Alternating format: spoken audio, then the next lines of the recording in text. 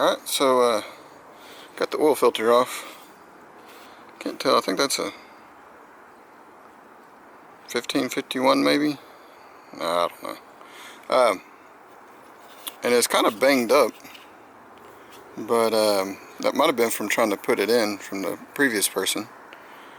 1551. But if you look inside, let me get a flashlight. That filter's brand new.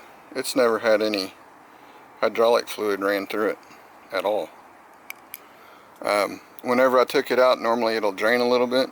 It didn't drain at all, so I'm gonna go ahead and clean that up and put that back on.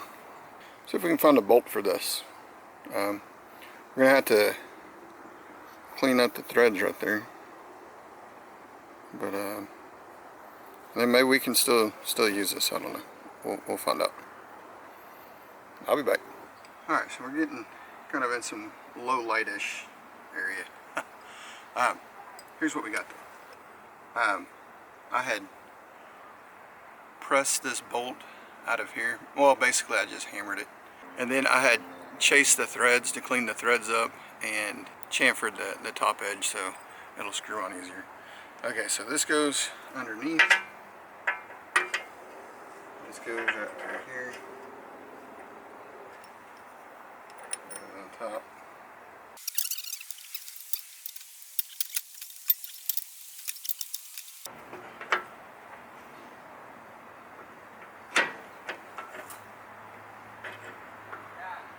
What?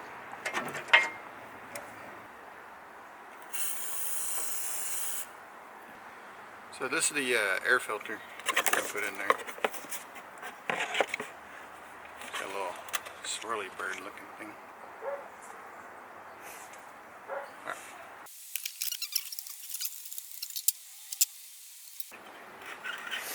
Oh.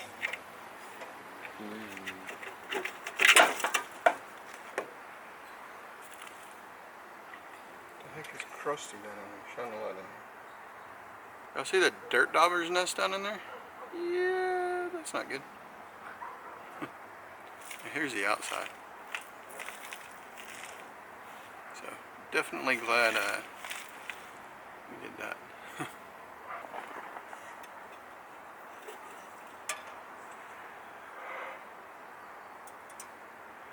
Yeah.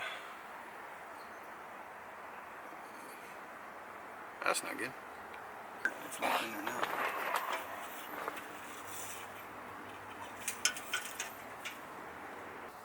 There's a little nest of some sort back there. So we'll knock that out and blow this out. Okay, got the air filter in there. I'll probably wind up taking off this hose just to make sure before we start it back up again. One thing that the manual said to do is once it's running to cover up that air intake, and it said it should slow down, but it should technically die because we want to make sure that there's no leaks. It's not sucking in air dust from the outside, bypassing the filter. So we'll do that once we get around to it. So I did a whole lot of work, and basically the only thing we actually wound up doing was changing the air filter. What's going on, guys? So got the hydraulic pump in today, and I'll go over that here in just a second. Did want to show you, had to replace these carriage bolts, as you can see. Yeah, that one's a bit stripped out. So as I kind of mentioned before, I searched high and low and under and over and everywhere I could to try to find someone to rebuild the old pump or to get a new pump. Nobody could rebuild it here locally. I did find a couple of them that were the rebuild kits, and again they were almost $300 just for the kit itself plus shipping and all that stuff. So there was that option, and the other option was to get a new replacement pump. And I want to give these guys a shout out. They worked really hard with me. Venture Hydraulics. And I can't remember the guy's name that I talked to, but super helpful.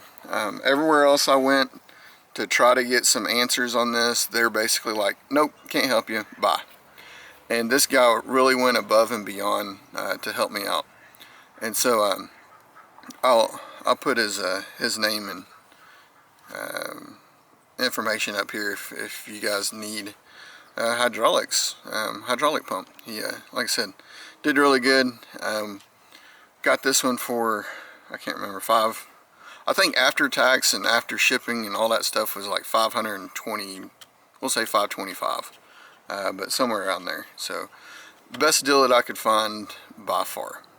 So let's go ahead, open this up, and super nice packaging on here. But here's the pump. I don't know if you can see that number. We'll get it out of the package. I'll show you a little bit better. But battery's about to die, so let me go ahead and change this out now. But yeah, that should be what we need. All right, give me a second. You can see that now. That's the number that's on there. And you can see the date code on there. And apparently they specifically built this for me because I needed this shaft is a bit weird, I guess, having a keyway with a nut on the end. So I feel special.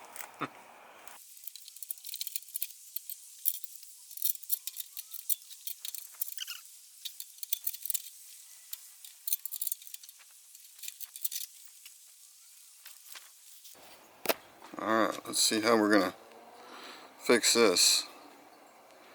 There's no way to put a bolt on there. Or I guess I can't use these anyways. So, alright, I'll get back with you and we'll figure something else out. Alright, so this was the Chinese pump that we probably could have made work. We'll keep that for another project. This is the original pump, and you can see the size difference on that. They said I was supposed to get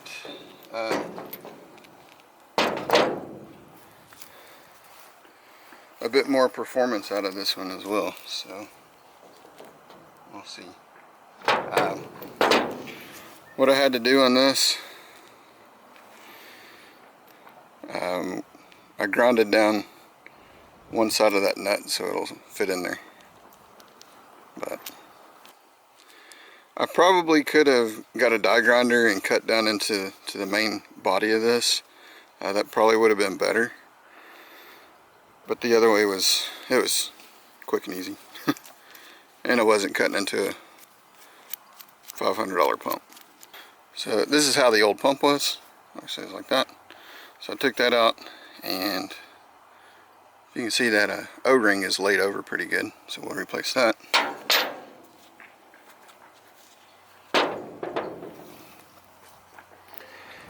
And we'll replace this one too. So I'll get these fitted over into the new pump with the new O-rings, and I'll probably put some hydraulic oil down in there just so it doesn't start dry.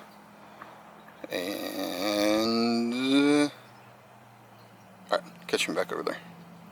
Got the new pump installed. I do need to get new lines one day. They are clean. Got tension on that belt. It seems a little loose, but I don't know.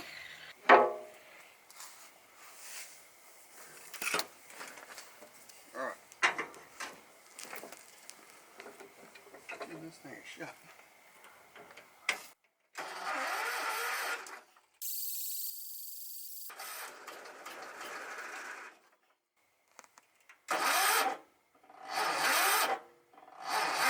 Come on.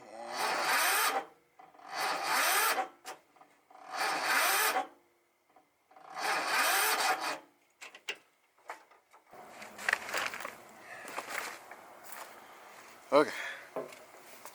This jump starter will work.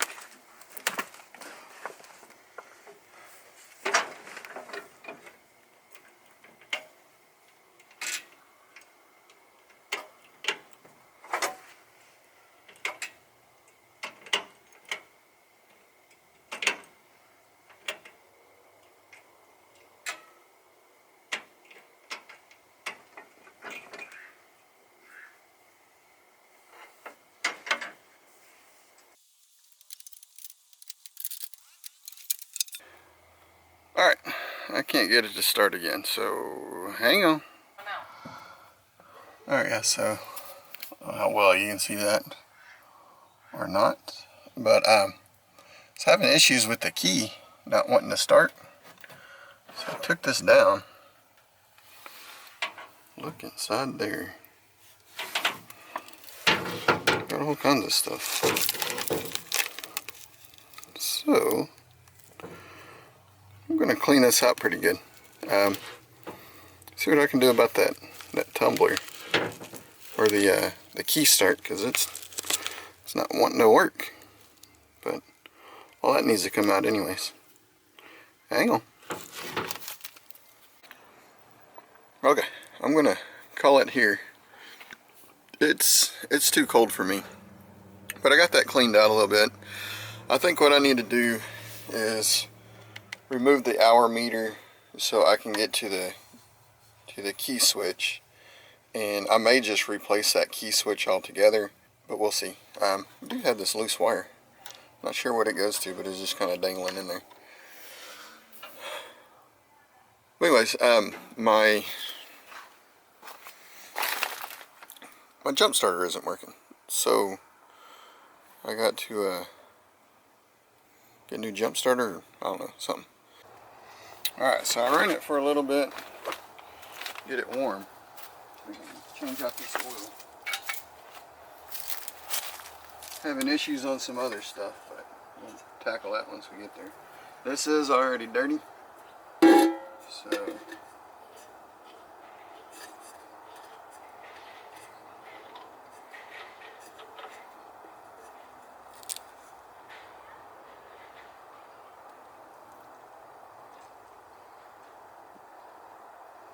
seems kind of dirty. Alright, we'll let that finish.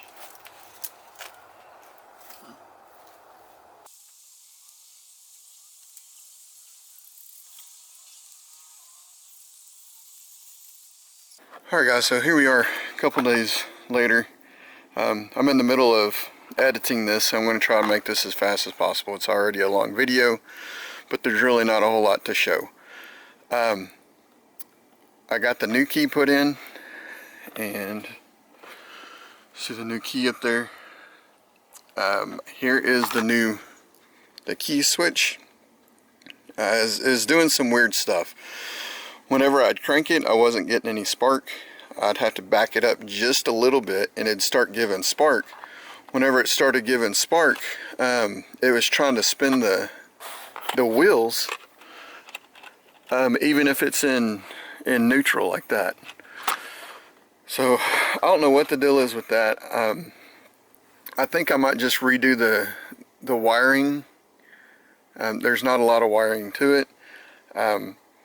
I know that it's also not charging, so that's kind of an issue. And so there's just that whole issue in and of itself. The other thing is the hydraulic pump. So whenever I did get it running, it wasn't really sucking up any of the hydraulic fluid. It was just barely dribbling out, and I felt the hydraulic pump and it was getting pretty hot for it only running for a few minutes. So I wanted to cut that out before I burned up that pump. But I did notice that the fluid was way too full. I don't know if that might be why, or if it's that hydraulic filter might be wrong. Just kind of thought about that. I don't know if there's any kind of screen or anything like that down inside of it that could be clogged up. That was going to be another thing, is kind of back flushing the hydraulic system. Alright, so that's kind of the update. That's where we're at. It's going to be cold for the next little while, so this is going to have to be put on hold because I don't really work whenever it's cold. I do appreciate you watching the videos and kind of keeping up with stuff, and if you got any tips or tricks, let me know. Appreciate it. Thanks for watching. See ya.